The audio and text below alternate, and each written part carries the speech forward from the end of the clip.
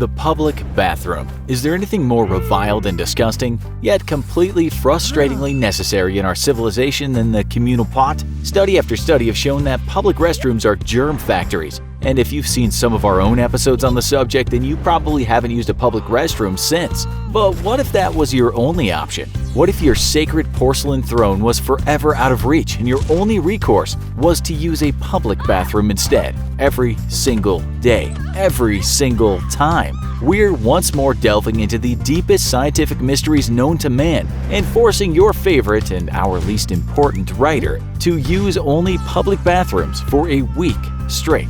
Day 1. Thanks, YouTube. Really, I mean it. Thank you so much for feeding the Satanists who run the infographics show even more ridiculous ways to make my life as inconvenient, disgusting, and painful as possible. What's next, YouTube? Challenge: I ate only live hornets for a month straight? I should probably keep my mouth shut and not give infographics any ideas, but I'm pretty sure even they wouldn't go that far. Not gonna lie though, I had second and then third thoughts about that last statement. So here's the thing, my girlfriend used to hate these challenges and sometimes she still does. The no lying for a week pretty much torpedoed our social life, and she made me sleep on the sofa when I couldn't shower for a month straight. But lately she's kind of been enjoying these new challenges. I don't know if she sees it as a payback for all my other shenanigans, but I swear I see the little devil horns growing on her head when I tell her things like, "Hey babe, guess what? I can't use the bathroom in the house for the next week." I swear, she's in cahoots with the infographics staff. Okay, so no house bathroom for a week. I had to sit down and think out the logistics of this one, because obviously this means I'll have to be trying to find a public bathroom every single time I have to use one.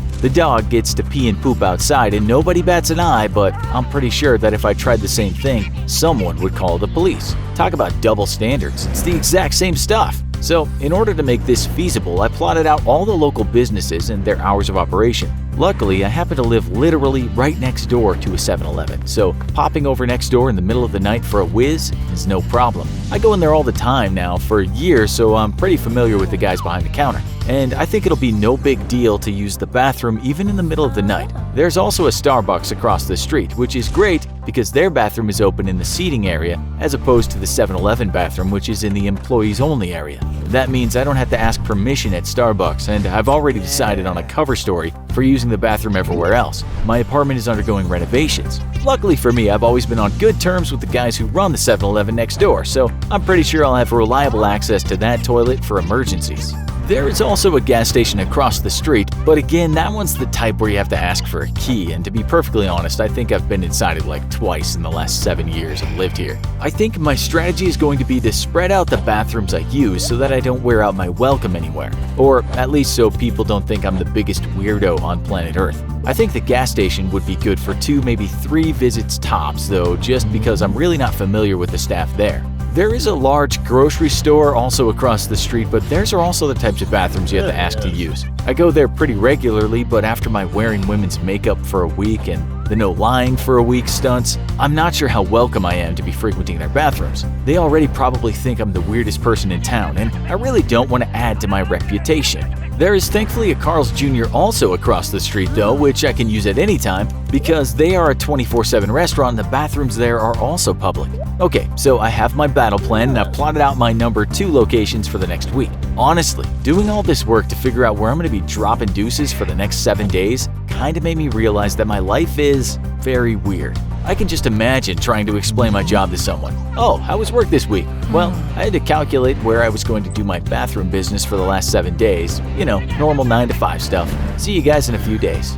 Day 4. Okay, well, I'm not entirely sure what kind of resources Infographics has at its disposal, but I'm really trying to not believe that they have the power to shut down an entire restaurant while simultaneously breaking the toilet in a completely separate venue. Here's the thing, remember how earlier this week I said I was going to use Carl's Jr. and the 7-Eleven for most of my around-the-clock toilet needs? Well, on day 2, the Carl's Jr., which has been happily doing business right across the street for 7 years that I've been living here, suddenly closed up. A sign on the door says that it's closed down for good, and won't you please visit the other location that's only 3 freaking miles away. Talk about a wrench in the plans. But wait, because as our good friend Billy Mays, may he rest in peace, would say, there's more. On day 3, the toilet at 7-Eleven broke. My primary and then my backup locations for round-the-clock toilet access are officially gone. And what's worse is that those were the only 24-hour spots that are open around here. The gas station across the street only leaves the pumps on at night, so no employee inside. I've always loved where we live at because even though it's in the middle of the city, it's in an area that's not too developed with businesses and is mostly residential. That means no traffic and no giant office buildings and all the noise that goes along with city life. Instead, we have parks, trees, grass, and places to play fetch with your dog.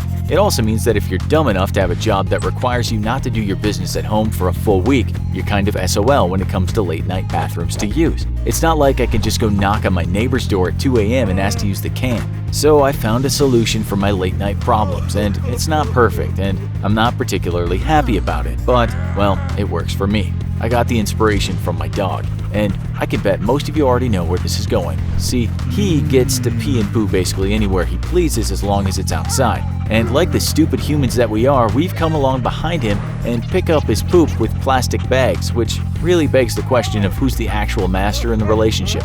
No, I'm not going in plastic bags, but believe you me, it's not like the thought didn't cross my mind. Instead, I'm going all natural. There's a large empty lot a short walk across the street from my apartment complex where huge power lines run through. It's fenced off with a low fence and ringed on both sides by houses with their own walls or fences. There's a keep out sign posted there because of the big power pylons and some waterworks plumbing, but I usually ignore it and take the dog in there to throw the ball and let him run around off leash. This is my new bathroom, and it's perfect because the trees at the front that block the line of sight from the field to the road, and it's the perfect place for incognito poos. But I'm not gonna lie, I feel like a criminal sneaking off to drop a deuce in secret and out in public. Again, the dog does it literally every day, but I'm pretty sure it's a criminal offense if I got caught. As far as my regular public restroom use goes though, oh man, it's bad. What is it with people that when they get into a public restroom, they literally lose their damn minds? You can take a normal civilized human being who regularly uses a toilet at home and then stick them in a public restroom, and they can walk away leaving a catastrophe behind. It's like people literally don't understand how to use sinks and turn them on full blast so water goes everywhere, or like they've just had a hand transplant surgery and their pee goes literally everywhere. And don't get me started on the biggest mystery of all. Why in the blue blazes do people not flush their turds after dropping them? What could possibly compel a normal person to drop a deuce in a public toilet and then literally just walk away, like it's the normal thing to do? I get that most public toilets are automatic, which by the way I suspect are only automatic because of this exact problem, but I'm pretty sure your toilet at home isn't automatic. You know how to flush. Why do you have to be this way? But the biggest mystery is when there's no toilet paper in the bowl. That's right, somebody just did their business and then literally just walked away. Just drop and go. No wipe, no flush, just plop and turbo on out of the bathroom. Day 7. I have to hand it to the infographic show because they consistently make me grateful for the things I have in my life by denying me their use. I never fail to appreciate a shower lately after that month-long fiasco of no showers, and I practically tell my phone I love you every morning after a week of no phone use. My home toilet is no different. I don't have an excuse though. I've been deployed before when I was in the military and I'm no stranger to lacking facilities. I guess I've gone soft though because I definitely have not appreciated my toilet as much as I should have. And this week of using nothing but public restrooms has taught me the error of my overprivileged ways. What can I say about my experience? How can I possibly sum this up for you viewers at home? It's equal parts terrible and disgusting. Someone once said that you can judge how civilized a society is by the way they treat their prisoners, but they were dead wrong. Dead wrong. You can judge how civilized a society is by the state of its public restrooms, and the state of America's public restrooms are an absolute nightmare. If aliens came to Earth and wanted to know how enlightened they were, they would step into a public restroom and immediately rush out, laying waste to our entire planet with their death rays just to keep us from spreading into the galaxy. We are Neanderthals who after tens of thousands of years haven't yet figured out what proper bathroom etiquette is. Here's some simple rules based off my observations of public restrooms over the last week. First, flush. If your toilet isn't automatic, hit the flush lever. If it is automatic and it doesn't flush, hit the button. There's always one. Then calmly make your way to the sink and simply turn on the water to a moderate and reasonable pressure. Don't parkour across the stalls and blast the water like you're putting out a 7-story fire. Then, take a single paper towel and dry your hands. Don't rip up every paper towel out of the holder and start to shred it into confetti like you're throwing a bathroom-themed Brazilian carnival. Oh, and if you need a number 2, then for the sake of everyone around you, Wipe before you leave. How some people haven't figured this one out yet is beyond me.